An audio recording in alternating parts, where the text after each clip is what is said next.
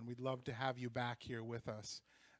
Tonight is a great opportunity for partnership, something that is a real driving force here in Harlem. We have a very exciting and dynamic art scene in Harlem, and when the opportunity comes up to partner, it only amplifies all of the work that we do. And we're really excited tonight to partner with the Studio Museum of Harlem. Give them a round of applause. And first time partner, the Fortune Society. Let's give them a round of applause. So to tell you a little bit more about tonight's program, please welcome from the Studio Museum, Dayon Huff.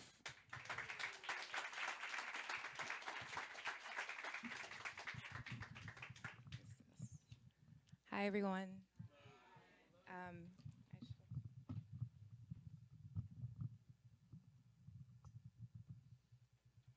Great.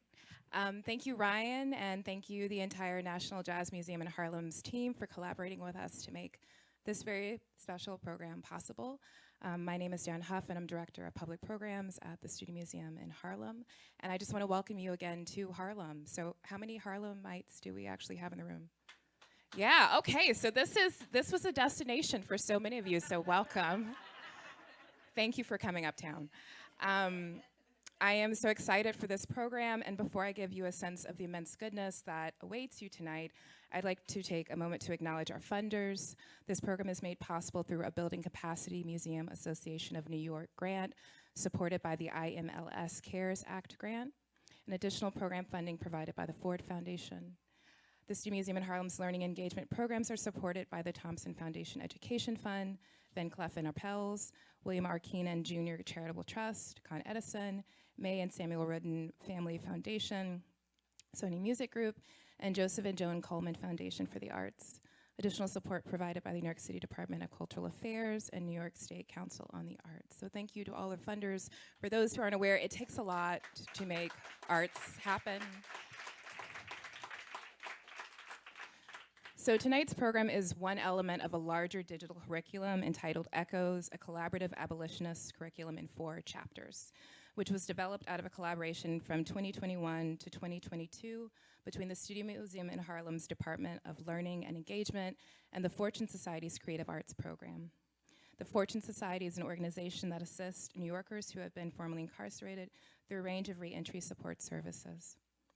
Echoes grew directly out of group conversations with Fortune community members and highlights their voices as well as the voices of formerly incarcerated individuals beyond Harlem.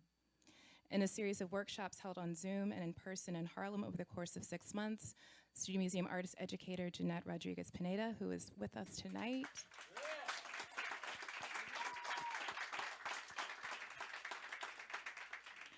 led a multi-sensory curriculum that included art making, writing, and somatic practices.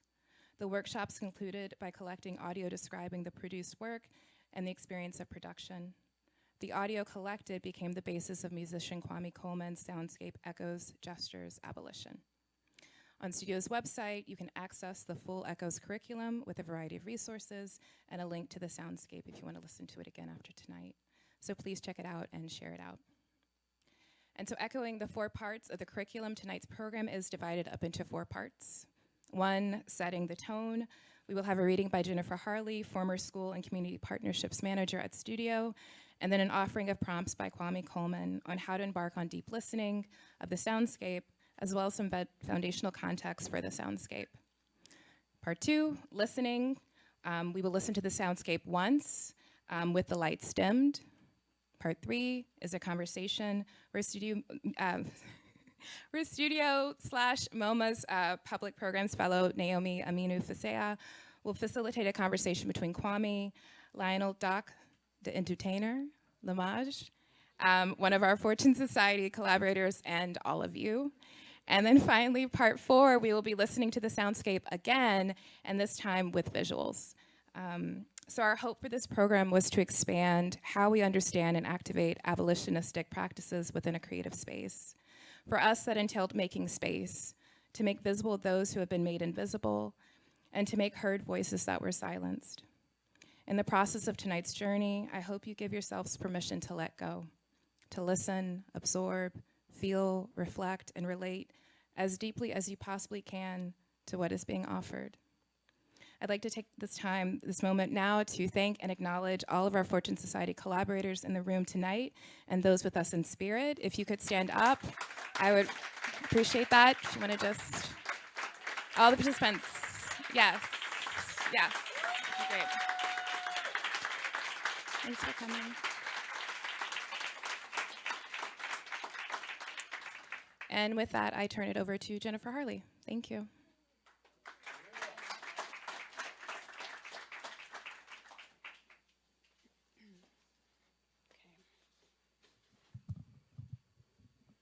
Thank you, Diane. My reading is very brief, and it's mostly a thank you. Before and after everything, this evening, this project, and the wider work that this evening is a part of is really about the large network of people who make it possible. The many incredible people who Diane started to thank, and many who we don't have time to thank tonight, or whose names we don't know. The many people who can't be with us here in person for a range of reasons. Thank you for the conversations, the poems, the letters, the artwork, and the time between us. When I was thinking about how to share this thank you, I could really only think about one way to do it properly. And that is to go back to the work of artist Benny Andrews, who in 1976 curated an exhibition at the Studio Museum titled Echoes Prisons USA. And Andrews had a long-time letter-writing relationship with many of the artists who are part of that exhibition, many of whom continued to be incarcerated after the exhibition was put on. And so about 4 years after the exhibition at Studio Museum, in a letter between Andrews and artist Neal, this network really starts to come out in a clear way. And so this letter was published in the 1980 Black Emergency Cultural Coalition newsletter. And Neal, in this letter, starts to describe this network and the importance of this network. So the following is an excerpt from that letter. And the thank yous are my own addition to those quotes from Neal. Thank you to the brother in here. He sits in front of my cell and poses for me with a cloth draped across him. Thank you to the artist here by the name of Mondo, who gave me my first lesson, brush and tube of paint. He is a giant. Thank you to Siko, who will bring some copies of my poetry to you in the not so distant future. And to end, a very large thank you to Neal, who ends the letter to Andrews by writing, "Definitely let me know what I can do from this end as far as the program goes, and I'll get on the case. In the meantime, take care and write soon." So thank you to everyone who made this possible.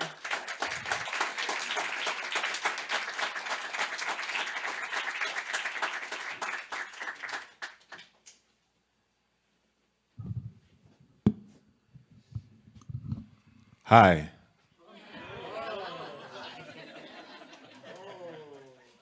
Nice to see you here. My name is Kwami Coleman, and I created the soundscape that we will listen to in a moment. And it means a lot to me that you all are here, but it means even more to me that I had the opportunity to do this and work with the amazing participants of the Fortune Society, all of whom I'm seeing in person for the first time. But I know that we met virtually a long time ago, so it's a great honor, and I can explain why it's a great honor in the latter part of the program. I mean, it's a big responsibility to work with people's voices, and not something to take lightly, but I'll say more about that later. Before we get into the soundscape, I just wanted to offer just a few kind of like introductory or orienting notes about what it means to deep listen. I was gonna say something kind of like goofy and say like, it means to listen real good, like, you know, but that, you know, and then Dale reminded me of the fact that this is actually a really profound practice, and reminded me too of the composer Pauline Oliveros. Pauline Oliveros, who passed away just a few years ago, was a composer, a sound artist, an accordionist, who actually also wrote on this practice called deep listening.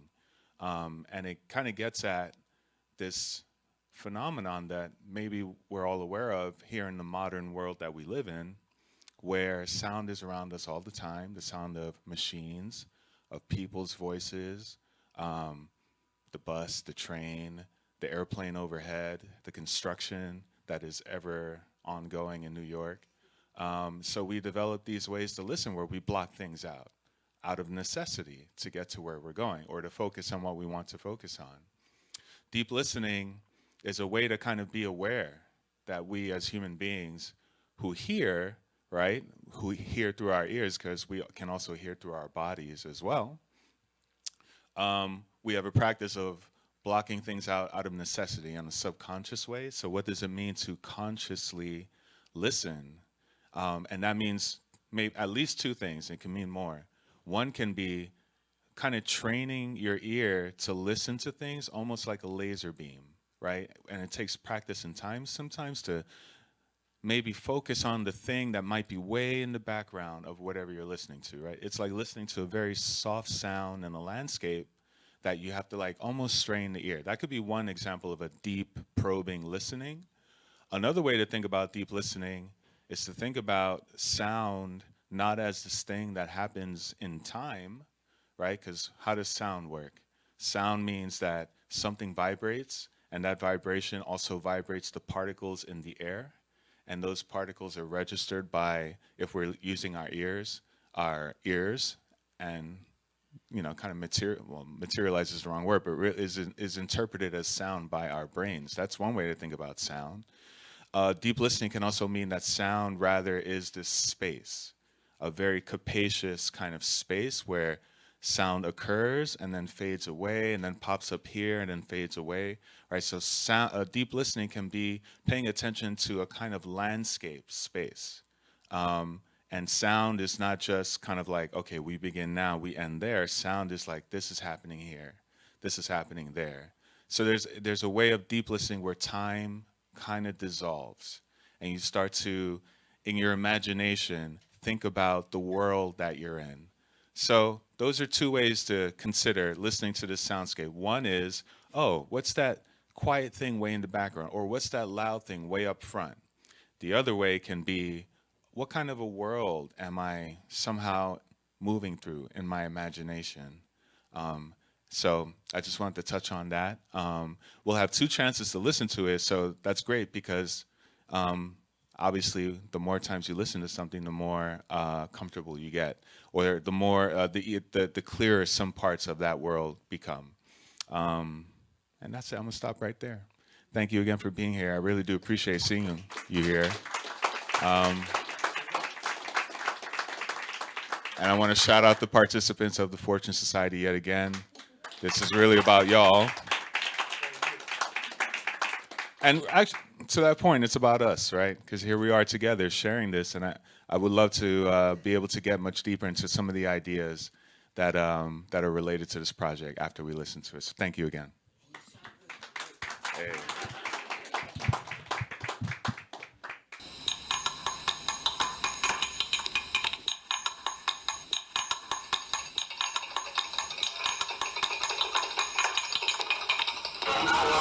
Voices that I want to hear is, I miss you, I love you, how was your day today?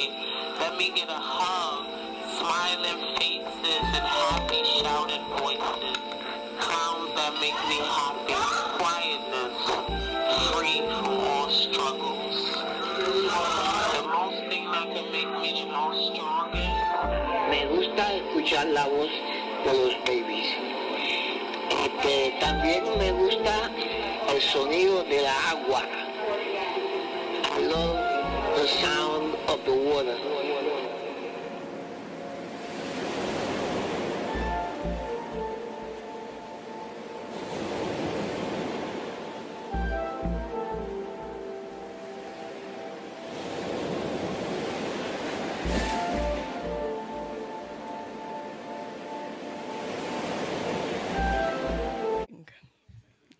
He's hiding right here, but that was amazing.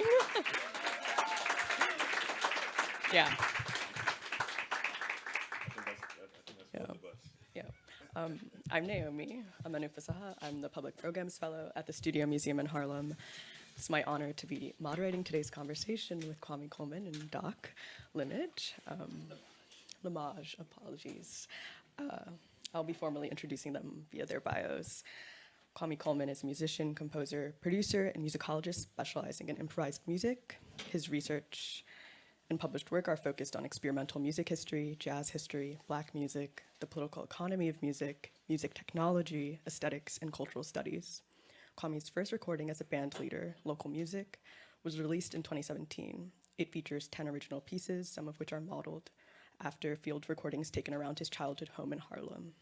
His nearly completed book, Change, Modern Jazz, and the New Thing, is a short history of the jazz avant-garde of the 1960s. He's an assistant professor of music at the Gallatin School of Individualized Study at NYU. Lionel, Doc the Entertainer, Limage. Edutainer. The Edutainer. Sorry.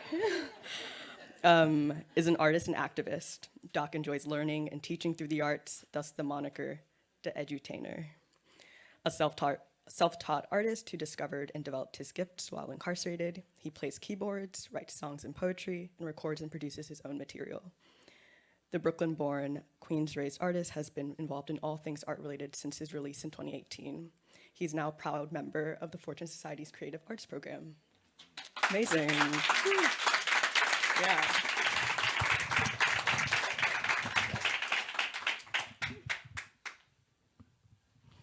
Yeah, so I'm very excited to speak to both of you tonight. As a preface to the conversation, I wanted to briefly speak to its intentions. The goal is for this to feel, as was said earlier, like this is about us, this is about you all, Fortune Society members. And so the goal for this conversation is for it to feel like an open and inclusive conversation, not only between Kwami and Doc, but with everyone involved. So there'll be a microphone that's circulating around the audience. I'll be asking questions not only to them, but to you all. And yeah, just feel free to raise your hand if you feel so compelled. And yeah, we'll be thinking, talking, learning together. And there will be an opportunity at the very end to formally ask Kwami and Doc your questions. So not only answering, but asking as well. So to start, my question to you all is, like, as a reflection when listening to the soundscape, what feelings came up, what images were evoked? Yeah, I don't know. Does anyone want to answer? There you go. How you doing? My name is Bluestone Ryan. I'm also a part of the Fortune Creative Arts community.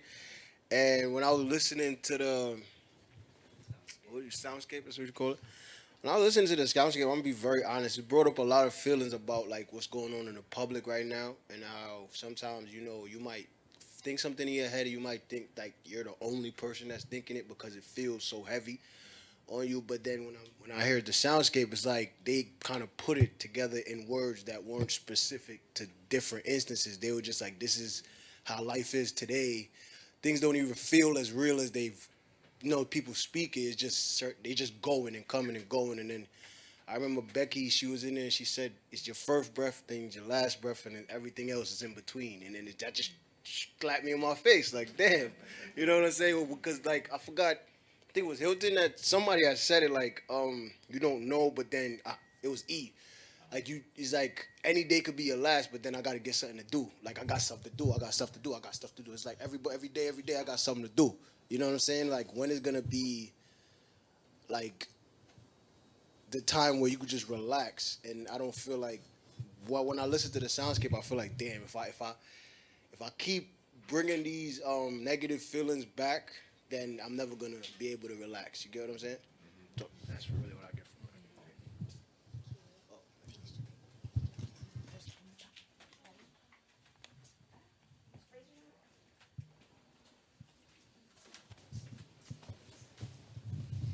What's up, everybody? I don't have any linear thoughts, but part of the soundscape to me sounded like migration.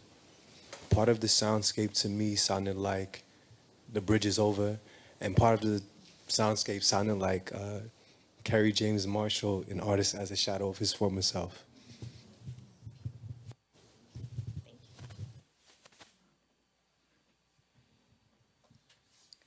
Yeah. So my first question to you two is, like, what does abolition mean to you? Let's-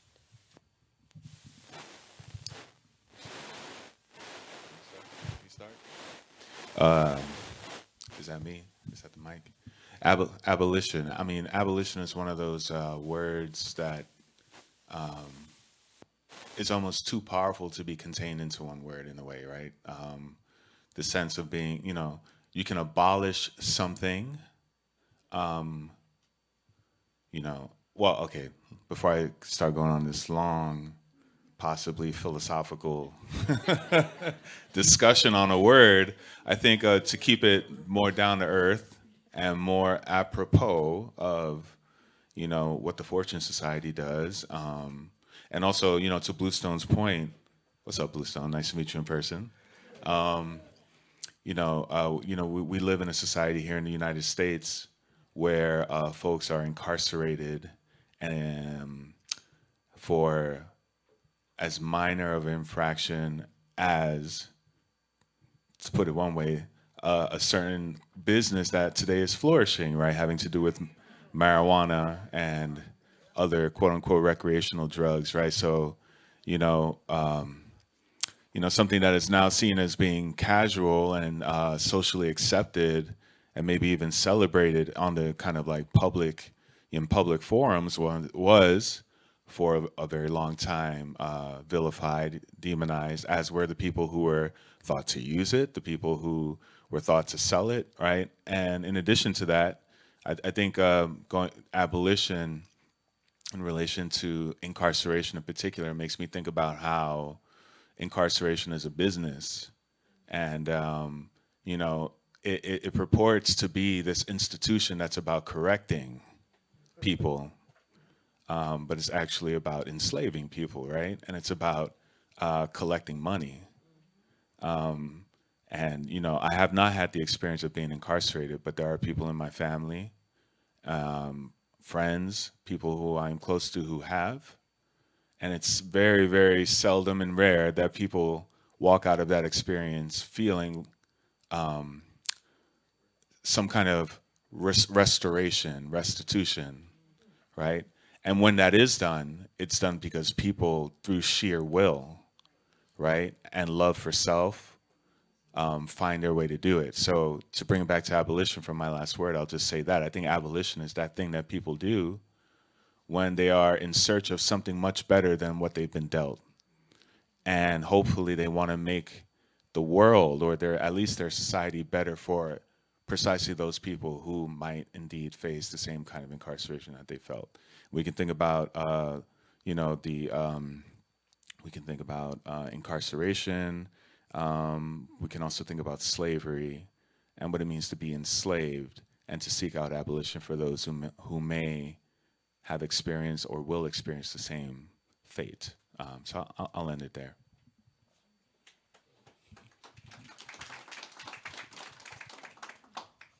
Well, for me, it's pretty simple. The word just slavery just comes to mind. It's just a falsehood.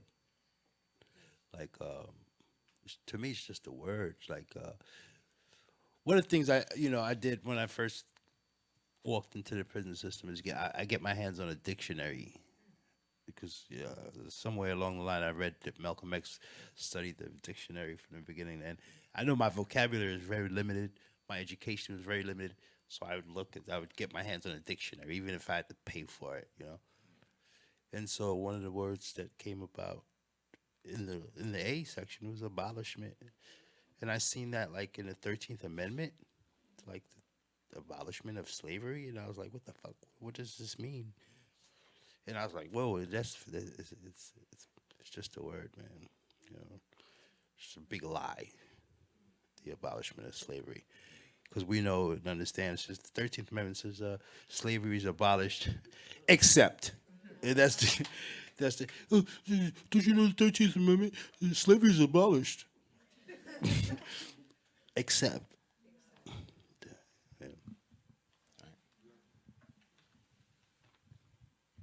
Oh, sorry. No. No. Yeah, so this next question is for you, and I just was wondering if you could speak to the process of making the soundscape, specifically what it's like to work with people's voices, yeah, and like what a voice transmits, either like a lived or historical experience. Yeah, that's a big question for me. I was approached by the Studio Museum of Harlem to compose a soundscape with people's voices. And I think the first thing that I thought about in considering whether or not I felt like I, felt up to the job is these are people's voices, right? And a voice is a powerful thing. It's a signature. It's a sonic signature. It's someone's sonic signature, right? A voice is so powerful that, when someone leaves you a message or calls from you from across the street, we usually can identify who they are if they're familiar instantly, right? And that's such a powerful thing. Those of us who can speak, right? We have our voices, and our voices follow us from beginning to end, even though our voices transform over time. So to the question, what did it mean for me? It meant that working with people's voices was like them handing to me this very unique, precious, priceless thing. And basically I felt like I'd better do a good job, right? I'd better make sure their voices are heard. So that was the first level, but I think beyond that, it was like, okay, so what are their voices saying? Because there's a wonderful thing about poetry where there's the kind of like literal meaning that you can take from the words and how they appear, how they may appear on the page, or how they are spoken if the poet is speaking, right? But then there's also the subtext, right? The meaning behind the meaning. So I think once I started going through all of the tapes, so that what I was given were these folders of audio and some visual material as well, but a lot of audio. And I brought my notebook, and I think you'll see it in the slideshow. But what I did basically was write out like what people said in every single tape by name. So I have here, I'm just kind of looking, I have from Haunting Shadows Exposed by Hilton. How you doing, Hilton? A reality that erases black boys and girls, anti-black violence, dates, names, and places. My cousin Alton Sterling, right? And so when working with people's voices here, I'm also working with their memories, their ideas, their outlook on the world, right? I'm working with painful memories, happy memories. I'm working with joy. I'm working with hardship and everything in between. And just, if I had to wrap it up one way, it was more like, the story is already there. It's just how do I make sure that the story has the vehicle, the sonic vehicle, for it to travel. I think about how people talk about sculptors, right? Sculptors look at a piece of marble and they already see the figure, and their job is not to chisel the figure that they see, it's rather to chisel away the stuff that doesn't belong. So that's how I treated it.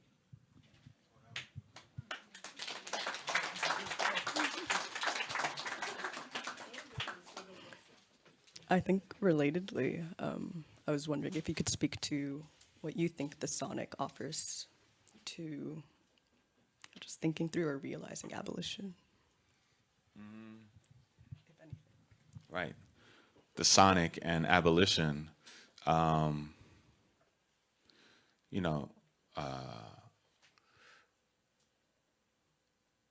tradition of African-American spirituals, right? What used to be called slave songs, right? Those are songs of liberation and abolition. Those are songs that people sing that promise something more, something better potentially, or at least reflect on the world in a highly coded way, right? Because in the institution of slavery throughout the Americas, it wasn't just about shackling the body, it was about shackling both the spirit, the mind, the body, right? Which meant that any kind of uprising or rebellion had to be violently suppressed, right? And I mean as violent as you can imagine. So people had to develop ways to speak and sing in code. And so I think there's this really powerful tradition throughout the Americas, and I really do mean throughout the Americas, right? Because people here in attendance, I know, can trace the lineages throughout the Americas, the Caribbean, South America, and then of course across oceans, right? Because slavery is an institution that goes beyond the Americas as well. So what does it mean to encode within song, kind of like aspirations, and also the tools, the methods of liberation and abolition? That's one way that I can answer that question. Doc, what you think? What does a sonic offer, what does sound offer to thinking through abolition? Sound and abolition. Sound and abolition. For me, sound and abolition. I don't know. What comes to mind is just steel against steel, chains, a lot of yelling and screaming. I mean, my experience is different. You know, my experience is from the other side, from the inside, from the, you know, not from the free side. I've actually been a slave most of my life, like literally. I like most of us have, but I'm talking about like physically, right? Most of us are enslaved up here, but I've been physically and mentally and not spiritually, you know, physically and mentally kind of enslaved. In the last 5 years, we talk about sonic abolishment. I'll tell you what it is. Words, right? Words have a lot to do with like for me, I'm big on words. And I've been called all type of things. And I actually lived them out, you know, through sound, right? I've been hearing a lot of things. Oh, he's bad. Oh, you ain't never gonna be nothing. You know, that type of stuff, right? And that's enslaving. That's enslaving right there, right? And then 5 years ago, I was released, and I happened to like go to the Fortune Society, and I started hearing different sounds. You know, different sounds, different words. You know, like where I come from, you call the P word. There's fighting. You fighting. Right, and then now the P word stands for poet. It's like what the? That's sonic and liberating, very liberating. I'm telling you the power of sound, right? Because we're talking about sound here, right? I woke up one day and somebody in a Fortune Society called me a poet. I was like, me? Yeah. That stuff you're doing is called poetry, you know. I mean, I knew that, but I didn't, you know, for P, it's like, y'all know the word. Yeah, so there's liberation in the sonic, whatever. Y'all know what I'm talking about.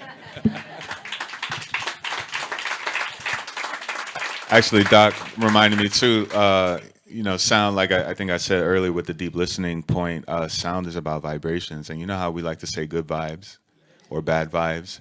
That's real. That's real. And, you know, and we look at those, you know, who are in the community of folks who have different kinds of hearing, right? Those who might be hearing impaired in particular.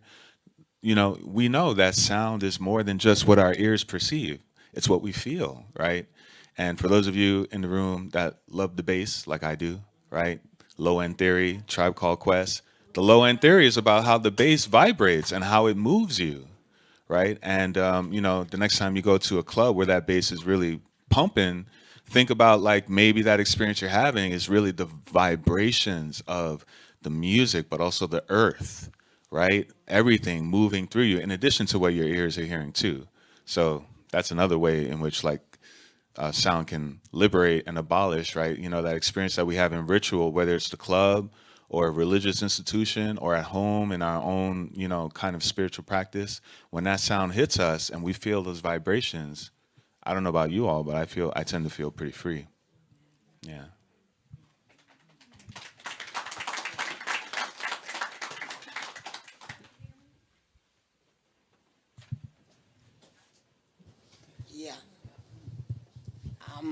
I'm from Fortune also, and I don't really like to talk because, I mean, I'm sitting here and I'm hearing your voice, and it's taking me on a trip, you know? Your voice, you talk about sound, you are the sound that I'm listening to now, right? And I wanted to ask you, how did you was not there when we spoke, when we did the work, but yet you was able to fit that music into what we were speaking, or the sounds. How did you work with that? Yeah. He was there. He wasn't there physically, remember? Remember? Zoom.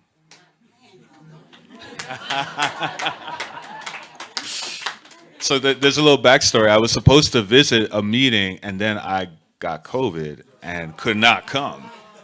So, right. So the folks at Fortune and Studio Museum were so amazingly helpful because they had me not on one, but two separate laptops. So my face was in two different places at once. I'm hearing two things, so it was the best that we could do in the moment. But so that was one version of me being there. But when it came to the sound in particular, I think I just had the trust based on my encounters with you all in the Fortune Society virtually, how I got to know you in that moment, but also the stories that were being told in the audio, that whatever I was bringing to it was going to vibe with it, basically, right?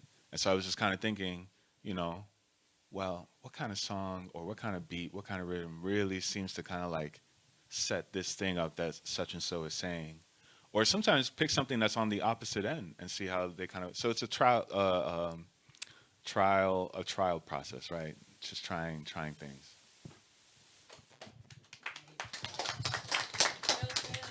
Yeah, my name is Hilton. I'm also from Fortune, and I heard what you said, but I think it's a little disingenuous and a little taking away your power and your artistry. So let's keep it real. Let's keep it 100.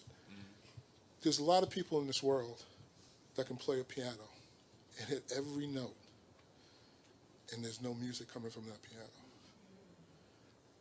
But when you have somebody who knows how to hit the notes and knows how it feels and has the rhythm and hears the beat, that's the musician. I mean, I got a guy in my building who plays the piano, and I'm coming in the building, and I said, oh, that's so-and-so. Because he's hitting every note, but there's no tempo, there's no rhythm, there's no beat. So I used to be a sound engineer, so I understand the difficulty of what you did. I think it's freaking amazing that you would take my voice, which is like, it's a little weird listening to your own voice, and other people's voices and meld them with the music. That's artistry, that's musicianship, that's talent. So don't put that shit down. Keep that shit real, man.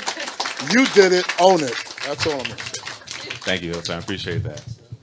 I mean, I'll give a shout out to. I'm going to give a shout out to two big things. One would be my family. I come from an extremely musical family. My cousin Kevin is here. So the Coleman side is a deeply musical family from Brooklyn. So my father, Earl Coleman, his father, Earl Coleman Sr., both in bands playing throughout New York. So music and New York and family, like for me, are so closely intertwined, they might as well be the same thing. So that's one element. The other element is like, I grew up here in Harlem, right? This is home for me. So, I just kind of thought about like, what did it mean? What does it sound like walking through the streets of a Harlem or like a East Tremont, which is another place I spent a lot of time, or Brooklyn or a place like that. So in some ways it was, you just kind of go to instinct. So I relied on a little bit of instinct too. So that just to flesh it out a little more. But thank you, Hilton. I appreciate that. Yeah, you can be the first person to answer this question if you want. This is directed towards Doc and the rest of the Fortune Society participants. But for many of you, if not all, this was your first time listening to the soundscape, and this was the first time, hearing this work. And I was wondering how it felt like to hear your voices and to hear your stories reflected back at you. Yeah. For me, it felt a bit nostalgic because everyone's voice I know, like I spent a lot of time with these people, especially during the lockdown.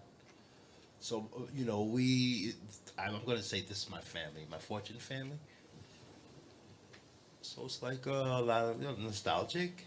It's kind of eerie too, right? And kind of weird. Also funny because I get to I guess E is not here with us, but E is the last voice you heard. Very strong voice, very funny, very out of this world guy, like all of us, right? And so yeah, it's very. I'm elated to hear it. Just to be part of it, and I think it's gonna be here a long time. It's a long time. They'll be talking about this project and us, of course. I'm flattered. I'm honored. Is Ronette here? Ronette gonna make it? Okay. Okay. Pink. Okay. Her voice is the first voice that opens it up. So when you hear it again, Pink opens it up. Ronette Pink opens it up. Yeah. Hello, everyone. So I just want to say that I definitely appreciate the soundscape, and I want to basically shout everyone out that participated in it. You as well for putting it together. It was very beautiful. And to kind of take it back to the first question that was asked in regards to what did it bring to mind? What did I reflect on when hearing it? And one thing I remember was that when you're on a bus upstate traveling from one prison to another prison, the COs tell you to shut up. They don't want no noise. They want it to be quiet for whatever their reason is. But being on that bus, not really knowing where you're going and what's gonna happen, what awaits you, there's abolition in silence because you have your thoughts. So it's hearing that soundscape was what sounds what the thoughts are when you're on that bus, not able to talk. You know what I'm saying? That's what I got from that. So.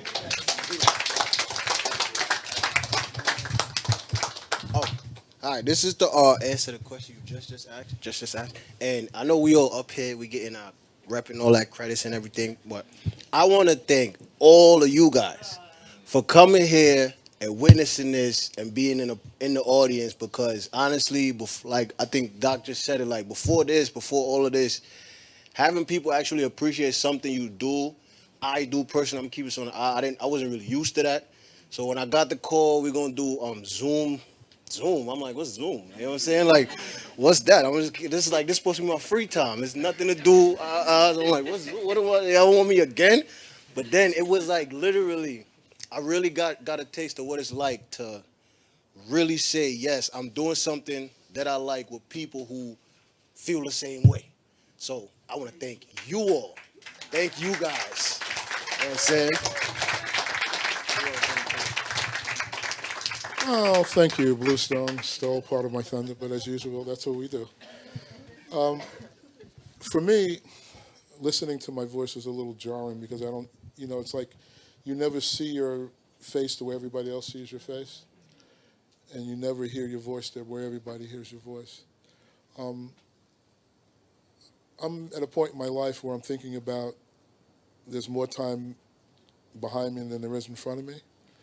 And there's not many legacies I can leave but the words and my thoughts and my ideas and my truth, whatever that means to anybody.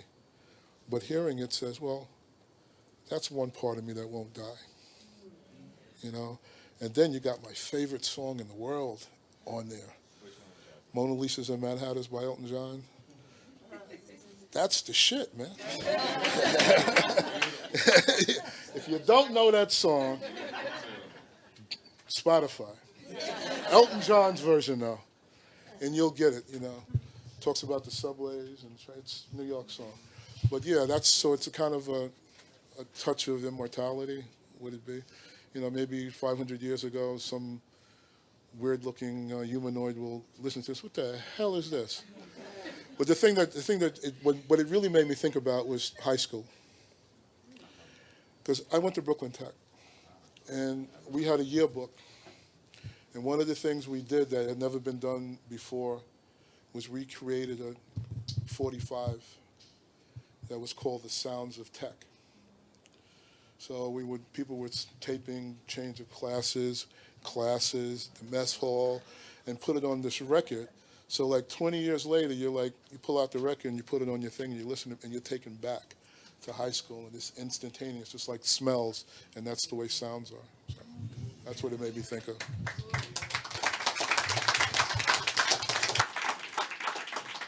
Yeah. To get closer to what Bluestone was speaking to, no, I was responding in part to your comment. So to answer, second part to my answer. So one of the things I did to free myself while inside, right, was okay. So they had me making license plates upstate. Right, nothing to do with motor vehicles. Not motor vehicle wages, right? But yeah, I was upstate making license plates, and the sound and music and stuff. I came to find out that every prisoner is allowed to have one musical instrument. Is Elaine in the building? Elaine, see, like people like Elaine, she does the music on the inside. Yeah. So anyway, yeah, give her a round of applause because she's making a difference, believe it or not. Anyway, so there I was working for like 25 cents an hour or 17 cents an hour or something like that. And I came across the information that every prisoner can have a musical instrument. So I was like, 13 years to go. Yeah, I could probably teach myself something. And so I saved up and saved. It took me about a year and a half, maybe. And I saved up and I bought me a keyboard. And so we talk about sound. And my problem was I didn't know how to play. But all I had to do was go like this, and it would make sound, you know? And so I would just, all day, after making license, I go back to my cell, and then I would just keep doing this. And then my ears just got conditioned, and I started like differentiating between the tones and the sounds and stuff. But the reason I'm bringing this up is because I would look at the time, and time just like it flew by. And so that was liberating for me, you know, playing a musical instrument, listening to the, you know, creating. Eventually I learned how to play a little bit.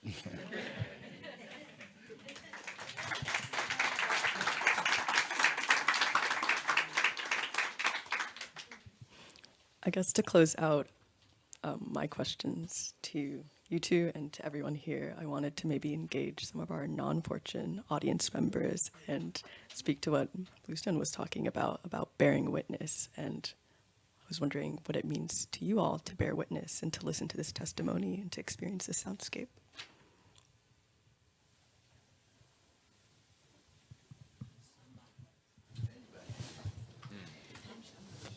Hi.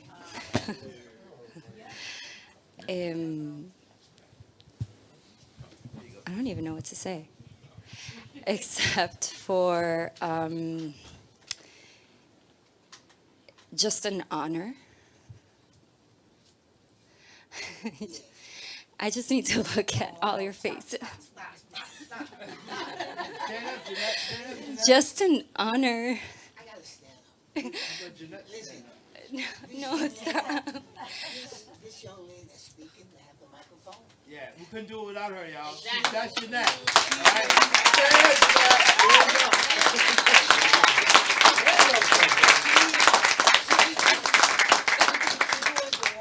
That went through all those taping and all those time that you spent together. Her and Jennifer. And everything spoke in Spanish to her. Claro que sí.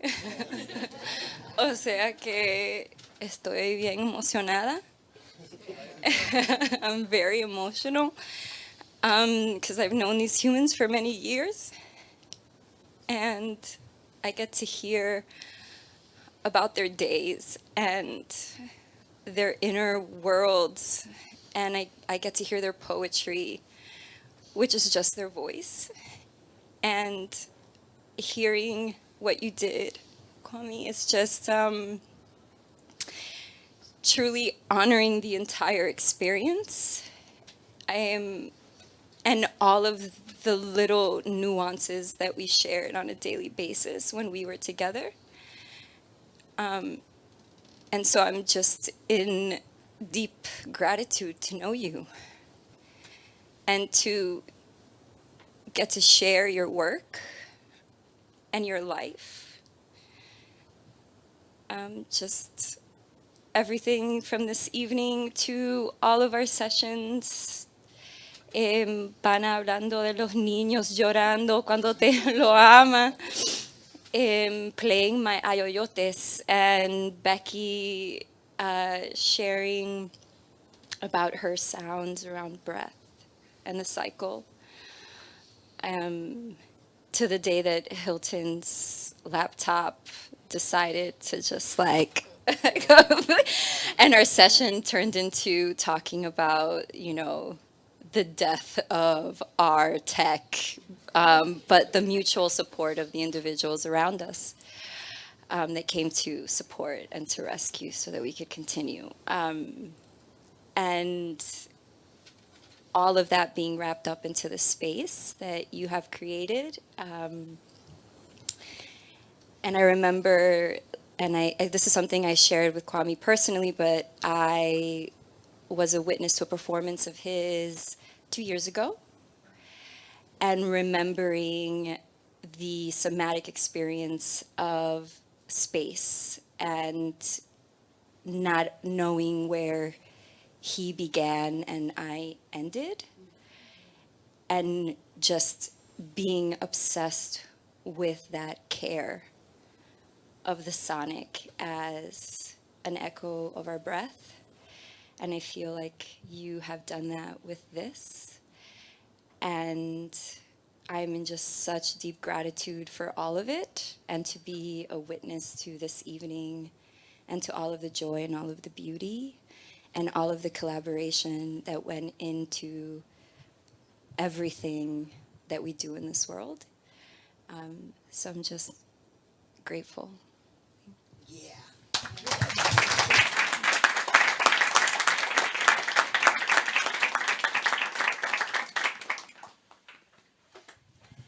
Yeah, I just want to, hi everyone, my name is Carolyn.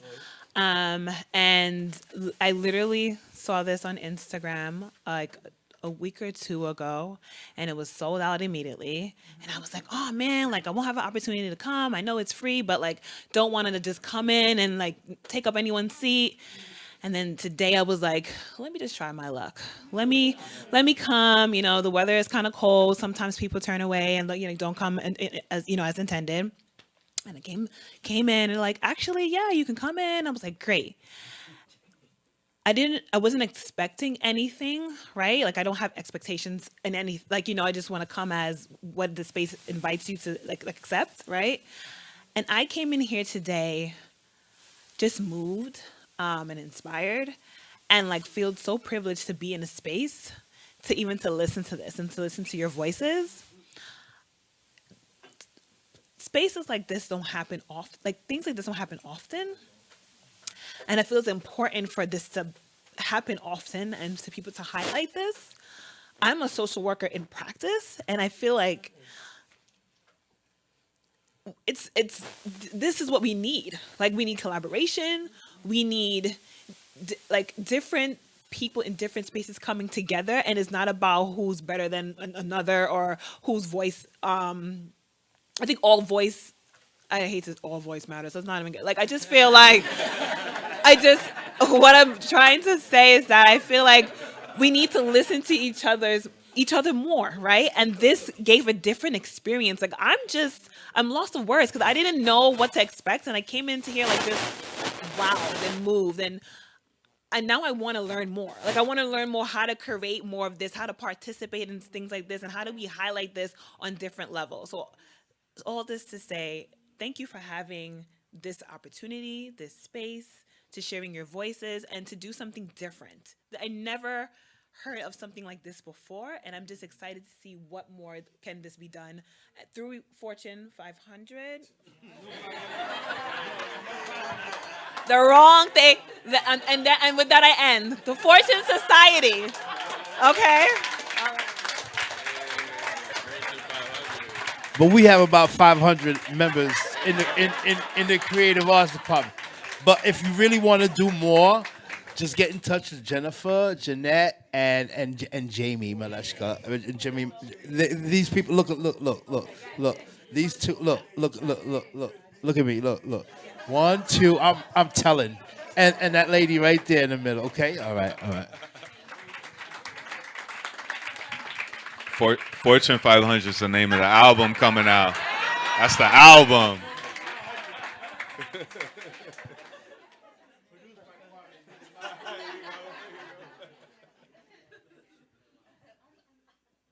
Thank you, everyone, for sharing your thoughts. Thank you for your laughter. We're going to listen to the soundscape again now, and I encourage you all to, with visuals, and just encourage you to think through everything we've discussed. Yeah, and I hope, I don't know. I don't even know what to say.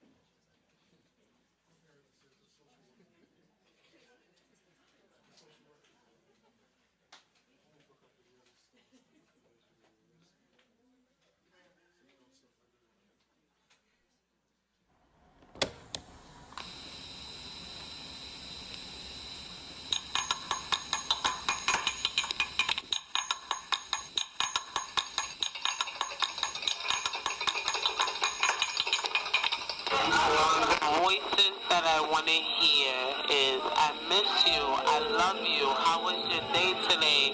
Let me get a hug, smiling faces and happy shouted voices, clowns that make me happy, quietness, free from all struggles. The most thing that can make me the most strongest. Me gusta escuchar la voz de los babies. También me gusta el sonido de la agua. I love the sound of the water.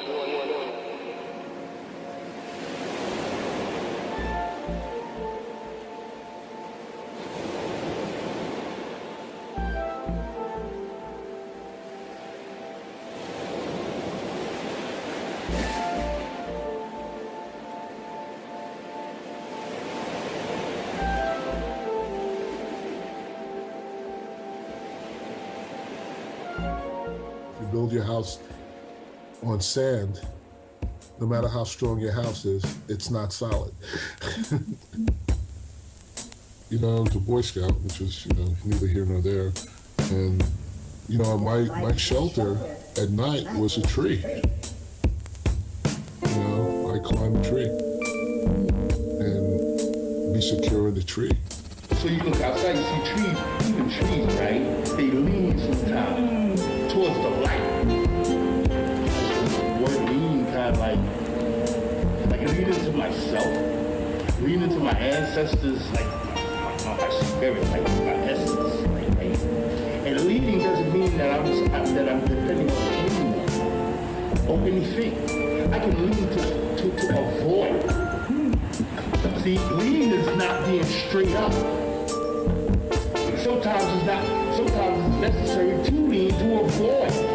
Because being straight up is not conducive to your growth, right? So, we can see it all day and talk about the lean thing. Lean into your discomfort. I was told when I pinched a nerve in my neck that felt like a third of my body was paralyzed. The therapist, I think she was either Sri Lankan or Indian, and she did like a Buddhist finger into my neck. I was like, holy shit. And she whispered in my ear, lean into your discomfort. Right? See, the problem I had before was acceptance. world really is a hellish fucked up place.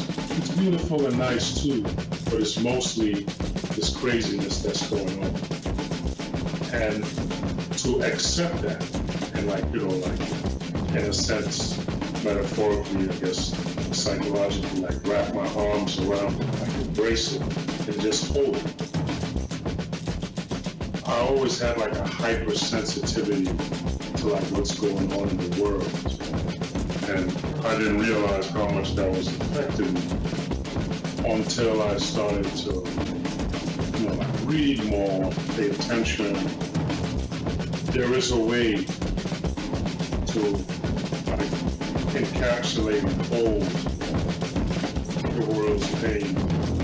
So when I write the things I write, having the vocabulary and the utility of writing and having space to perform it. They used to have a saying, I think it was in the 60s and 70s, that it's either you get active or you get radioactive. I didn't do it the way you wanted me to do it. I didn't do it the way you wanted me to do it. But it still worked out pretty good. There was some cohesiveness in the piece. I mean, the words didn't actually go together, but in my brain I made them go together. Yo, fuck finger. That makes sense. I just went stream of consciousness, I think I wrote to my own beat. I felt satisfied with the music. I felt satisfied with the music because those songs resonate for me personally. To me personally. They're very spiritual. The vibe from the song.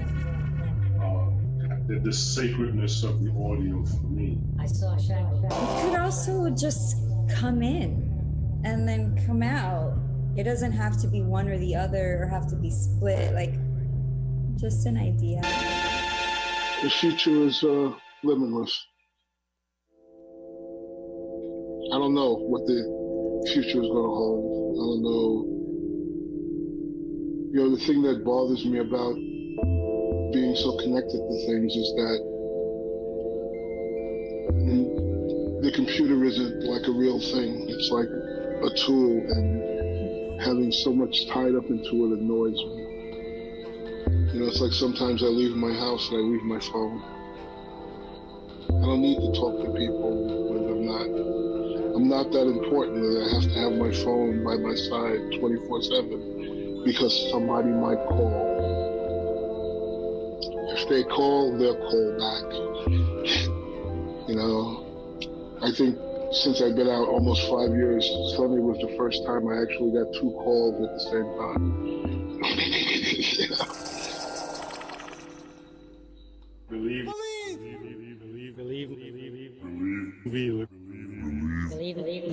Believe my own eyes, my own ears, my own brain.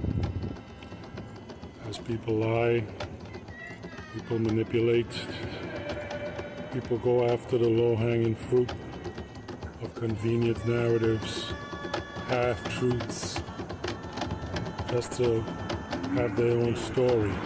Do your own research. Trust yourself above everyone else. That's the wisdom I would sing back from the future to my present self. It was visceral, it was emotional. The people that I admire, that I've learned the most from, are people I met in the streets when I was a kid. So-called homeless people, so-called alcoholics. That was the wisdom that I got, and it was the wisdom of the streets. That's where I learned most of the things that I've learned. Old women and old men who never had any so-called book learning, but they knew how to live life, so that's where I did all my learning. The rest of the stuff, it's nice to have, but it really doesn't mean anything if you don't know how to move in the world. You have all the degrees in the world, but you can't walk from your subway to your house. If you don't know how to move in the streets, Your naivete is gonna get you killed. I am waiting to hear something unexpected. Am I listening? Hell yeah, listening. I have to listen to more listen down. I try to hear myself. Listening becomes harder to hear. What I mostly want to hear is I miss you, I love you, been waiting to see you all day. Let's go out, let's have some fun. What I'm hearing right now is slow healing.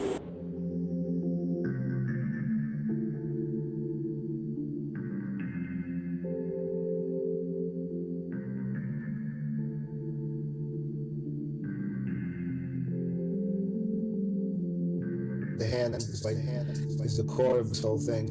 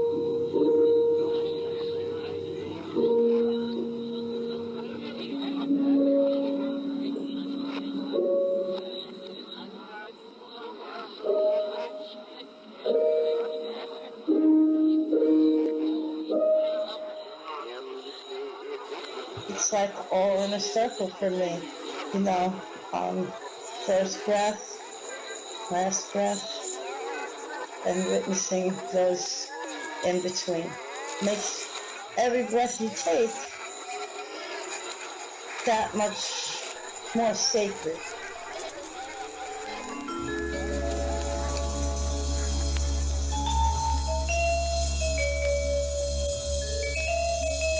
Too close. Banging, bashing, thudding, slamming.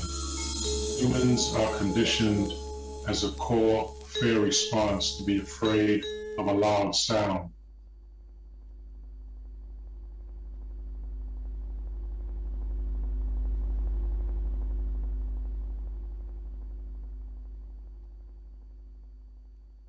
The sudden burst of violent sound catches even onlooker by surprise.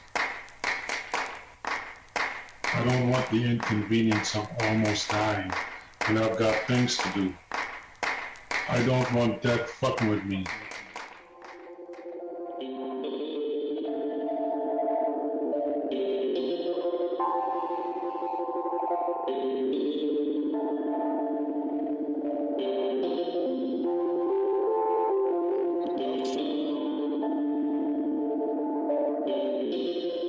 Violence finds us no matter who we are. It's like we're supposed to be a part of it somehow. Broken glass everywhere. People standing on the corner who just don't care, but they do in their own way. Pain and the cry of the pain can be like a song or something. I thought about that whole sound thing, and I can't quantify what lust sounds like. You know what I mean? Mm-hmm. You're 13 years old or 17 years old, and that person is your whole world, and the only thing you hear is their heartbeat. You know, so it would have to be something like that. Yeah, that would probably be it, just a beating heart, steadily increasing with passion, if that makes sense. That's your sound. That's your sound. Now I know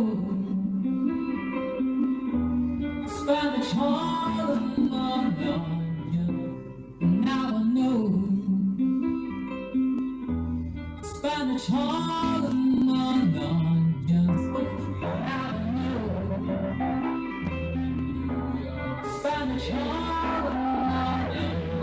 I felt satisfied with the music.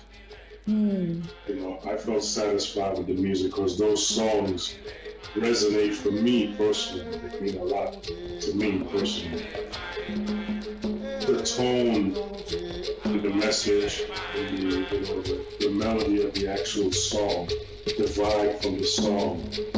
The songs, in and of itself, it's like a spiritual meal. They're very spiritual, very painful in some cases. Very, they have emotional, spiritual talent.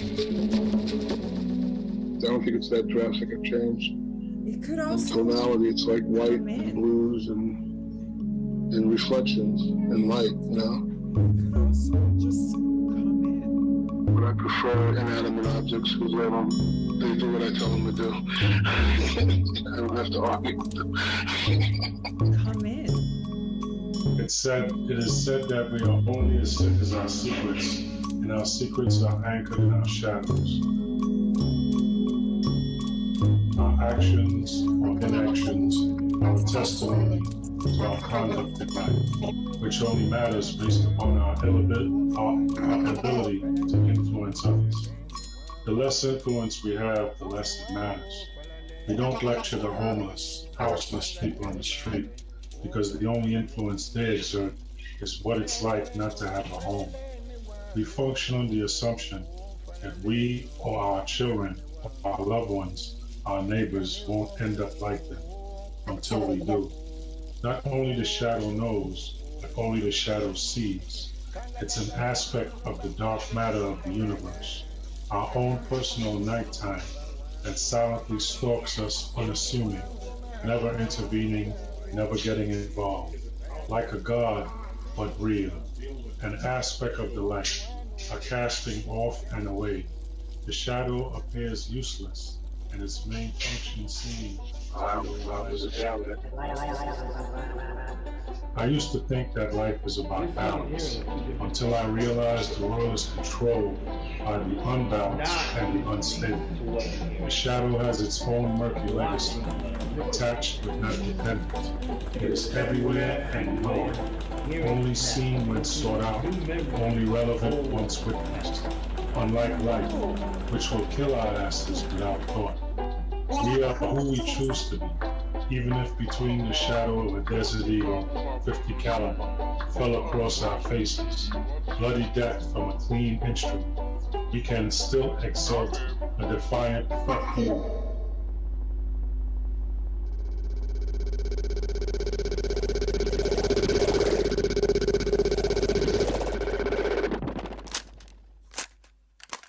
That's it.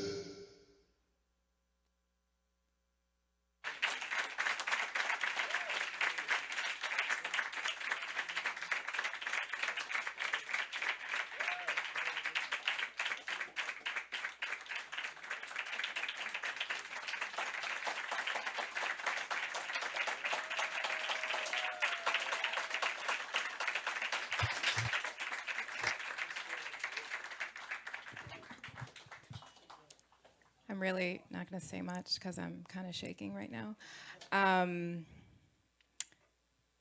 Yeah, I'm just really grateful that everybody came tonight.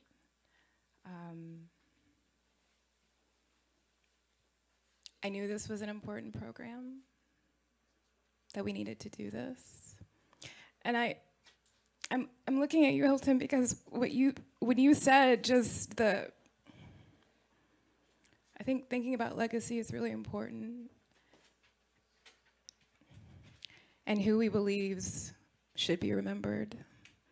What voices, what lives are precious. That need to be heard. And yours does.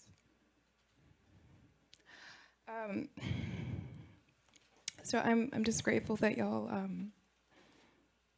were willing to go on this journey with us, which was, this is two years now. Yeah. So I'm just going to read a quote that were included in Naomi's questions, but she didn't get to it as just kind of a last meditation. Saidiya Hartman and Stephen Best write on the imperative to respect Black noise, the shrieks, the moans, the nonsense, and the opacity, which are always in excess of legibility and of the law. How might this respecting of Black noise, this active, deep listening, be an abolitionist tool, a mode of enacting an abolitionist practice in our daily lives?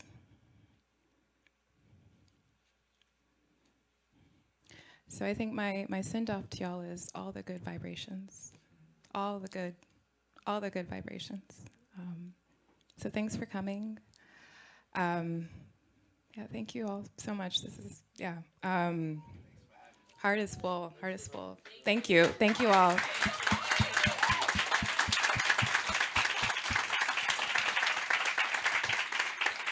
Before you all go, I just want to offer my thanks again to the National Jazz Museum in Harlem, to Ryan. Thank you, Ryan. To Dayon, to Melania, to Naomi of the Studio Museum, to Jeanette, whose voice we heard throughout the piece. The Studio Museum is very near and dear to me because I would walk past it with my sister, who's also here. Taina, what's up? Walking up and down 125th Street. And before we go, I want to thank one last time Doc, Hilton, E, Nikki, Bluestone, Shay, Becky, Ronette, Pink, right? Rafi, Shai, Bana, and Helen. Thank you. Thank you all very much. Thank you. And Jennifer, of course.